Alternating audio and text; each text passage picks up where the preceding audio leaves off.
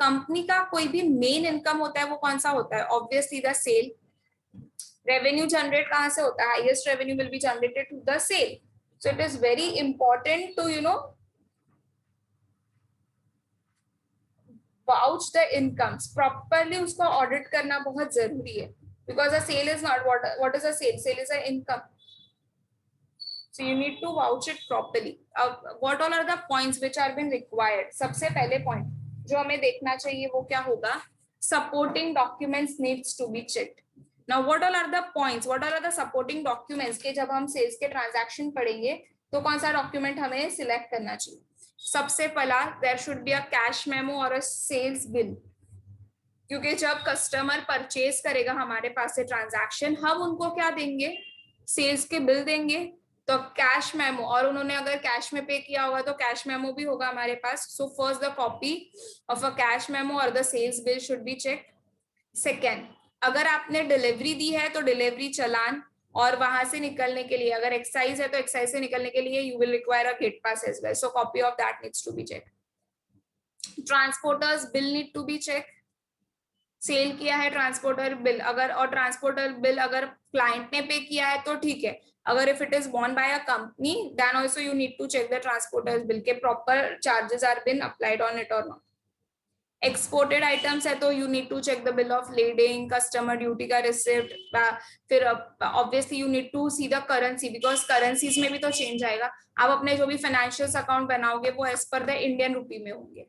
Foreign transactions करोगे आपको पैसा जो भी रिसीव हुआ होगा that will be in the foreign currency. तो there should be a proper translation which should be made. ठीक है. So this are the supporting. ये सिर्फ आपके डॉक्यूमेंट्स है कि कौन कौन से डॉक्यूमेंट्स पहले आप चेक करोगे. Next, second point is you need to check the name. Name of the concern on the sale bill. Sale bill पर नाम लिखा है या नहीं, सेल्स रजिस्टर पर इसकी एंट्री हुई है या नहीं, and other supporting documents needs to be check. अभी हमने पढ़े ये सारे सपोर्टिंग डॉक्यूमेंट्स चेक करने चाहिए. Date should be properly there on the bill as well as in the sales register, so and the supporting documents में, and it should get tally. There should be a same date on everywhere. Sales bill में भी वही date होना चाहिए, sales register में भी वही date होना चाहिए, as well as supporting documents में भी it should be the same. Serial number, why we check the serial number? Just to see the whether the bills are continuous or not. और फिर हम उसको tally कर सकते हैं हमारे sales register के साथ. Afterwards, amount and the quantity needs to be checked. Amount वो दोनों in the words as well as in the figures. Quantity should be tallied with the sales bill, और जो भी हमने supporting documents भेजा होगा उससे हमें ये find out करना है कि हाँ हमने proper quantity का जो भी bill था वो proper quantity का बना था या नहीं. So if you see na class जो हमने common points देखे ना for the receipt, the same common points are there, only the internal content will get changed. Depending upon what are the incomes which you are vouching on, that basis there will be a changes in the supporting documents and the internal content will get changed. The subheadings remains the same. Signature on the bill is required. The person who is making the bill वो भी signature करेगा. Then approval मिला होगा अगर authorized official से तो उसकी भी signature लगेगी. Then the person who is making the entry in the books of the accounts, that is in the sales register, उसको भी तो need to be signed. Because why we ask this for the signature? Because it fixes up the responsibility. कि अगर in case कुछ error हुआ तो we can hold that person responsible for the same. Next is signature and the stamp of a party. The receiver should have signed on the bill of a copy or a delivery challan. See, जैसे ही अभी just because of the lockdown they have stopped taking down the signatures. But before lockdown, if you see ना, अगर कुछ भी हम online भी delivery करते थे, they used to take down the signature from us. Signature लेते थे वो हमसे. क्यों? वो डिलीवरी चला there was the option of both. इन लोग ई signatures भी लेते थे sometimes they used to take a hard signature as well. So इससे क्या हो जाता है, ये प्रूफ हो जाएगा कि हाँ if it has been signed मतलब this is authenticate. And other supporting documents पे भी हमारे signature stamps जहां पर भी seal है कंपनी का, that is also required. This proves that the yes, it is genuine. Next is errors and the frauds. Auditor should ensure that there is no error of commission or a omission. ठीक है, wrong posting, wrong casting तो नहीं हुआ है, wrong totalling नहीं हुआ है, कोई एंट्री तो मिस नहीं हो गई है. और ये पहले तो ये देखना है कि वो कट ऑफ ट्रांजैक्शन है, मतलब all those transactions which you have recorded in the sales register should be of this pertaining to the current year. It should not be of a previous year or it should not be of a next year. ठीक है, goods properly dispatched हुए थे या नहीं, and the proper sales bill was raised or not. कि still goods अभी भी dispatch करने बाकी है या नहीं. Next is a proper accounting should be there. Auditor should see that the sales are properly accounted in the books. Gross sales is properly recorded. अगर credit sale पर आपने दिया है तो ठीक है, डेटर्स के अकाउंट में उसको प्रॉपर्ली डेबिट किया है या नहीं.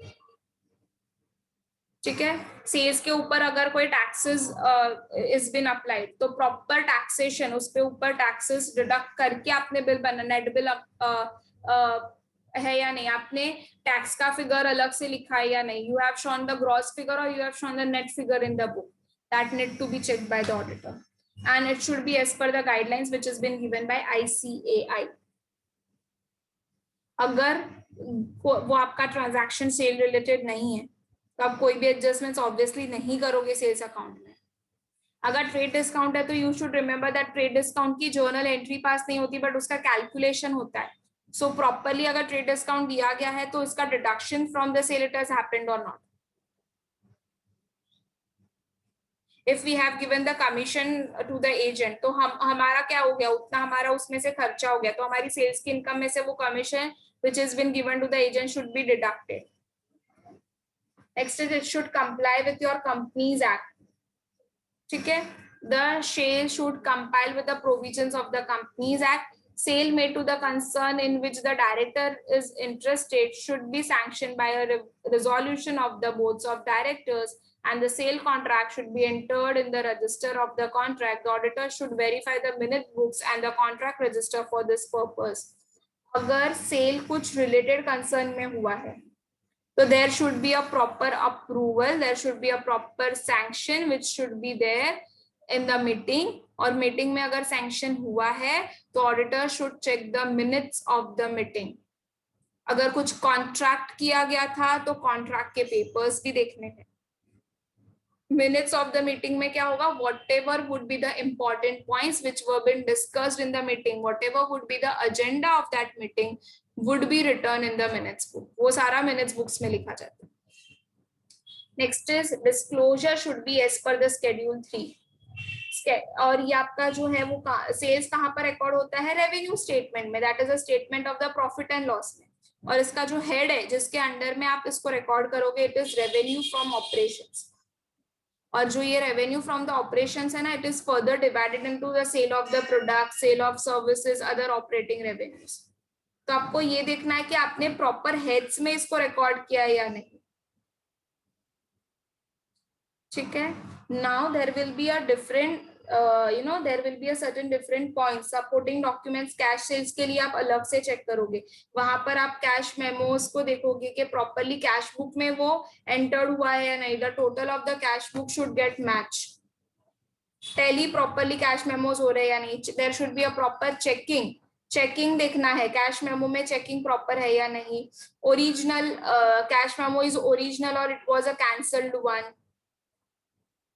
The proper reconciliation should be there in the with the cash sales and with the stock register. Entries properly हुए या नहीं. So even in the case of the cash sales, you need to see all the further supporting documents as well. अगर कोई sales return है तो sales return के लिए भी supporting documents needs to be check. What all are the things? Copy of a credit note of the client, or you can see the debit note of the customer. Copy of the delivery challan needs to be checked. Then excise gate pass of the customer needs to be checked. Transporter bill या तो octroi की कोई receipt होगी वो check करना पड़ेगा. The rest the things remains the same. बाकी जो भी points होंगे that will be a common for the same. So this same answer you can write, but little bit of internal changes you need to do while